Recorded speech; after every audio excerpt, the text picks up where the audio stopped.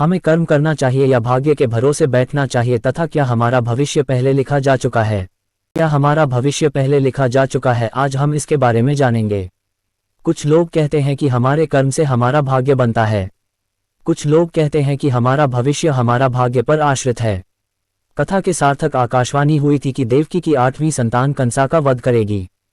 कंस ने सोचा कि अगर देवकी की संतान जन्म लेगी तब भी वह मुझे मार देगी, अगर वह हो गई नहीं तो कैसे मरेगा। ऐसा कहकर उसने देवकी की सभी संतानों को मार दिया। दोस्तों, अगर वह मनता कि कर्मों से उसका भाग्य बनेगा तो वह सत्कर्म करता है और भगवान से क्षमा मांगता है, दूसरे पुत्रों को नहीं मारता, किंतु ना ही उसने अपने कर्म सुधारे और ना ही भाग्य बदला। किंतु जब 8वीं संतान ने जन्म लिया और उसने कांस की मृत्यु भी कर दी, ऐसा इसलिए हुआ क्योंकि उसका भविष्य, उसकी मृत्यु कब होगी, कहाँ होगी, हाँ सब पहले से ही निश्चित था। संसार में रहने वाले सभी लोगों का भाग्य निश्चित होता है, इससे ही प्रारब्ध कहते हैं। आप भागवत गीता से जानते हैं कि प्रारब्ध कैसे बनता है। भगवान श्री कृष्ण कहते हैं कि मनुष्य का जीवन उसके पूर्व जन्म के कर्मों के अनुरूप उसका भाग्य बनता है, इसे ही उसका प्रारब्ध कहते हैं। परंतु यदि वहाँ भगवान के प्रति समर्पित हो जाते हैं तो उसकी बुद्धि में माया का प्रभाव भगवान पर काम करते हैं, जिसमें वह सद्बुद्धि से कर्म करता है और अपने प्रारब्ध को भी नष्ट कर देते हैं। सीताराम जी का भाग्य पहले से निर्धारित था कि इन्हें वनवास जाना है, उसके बाद भगवान श्री राम रावण का वध करेंगे। मंत्र के बहकावे में कई ना आए होती तो भारत को राज्य नहीं मिलता तथा श्री रामचंद्र, सीता माता और लक्ष्मण जी के साथ वनवास नहीं जाते। आज ऐसे समझाना चाहिए, भगवान ने नाटक की रचना पहले कर दी है। हम संसार में किसी उद्देश्य से जन्म लिया है।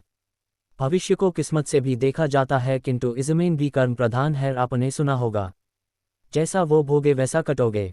यदि आप अच्छा कर्म करते हैं तो आपके साथ अच्छा ही होगा, यदि आप बुरा कर्म करते हैं तो आपके साथ बुरा ही होगा। इस बात को समझते हुए श्री कृष्ण कुरुक्षेत्र में कहते हैं, प्यो संसार में मुझ वासुदेव के अतिरिक्त कोई भी नहीं है। सभी लोग कुरुक्षेत्र में खड़े हैं, इनका वध मेरे द्वारा पहले ही हो चुका है। तुम केवल निमित्त मात्र हो, इसलिए तुम अपने कर्म करो और मुझे समर्पण करो, मैं तुम्हें सभी पापों से मुक्त कर दूंगा। गीता के बातों को जानकर हमें अपने जीवन में अपनाना चाहिए, इसलिए हमारे शास्त्रों में अच्छे कर्म करने की बात कही है। मनुष्य अपने कर्मों के द्वारा जन्म और मृत्यु के चक्र से बाहर निकल सकता है। तुलसीदास ने कहा है, कर्म प्रधान है।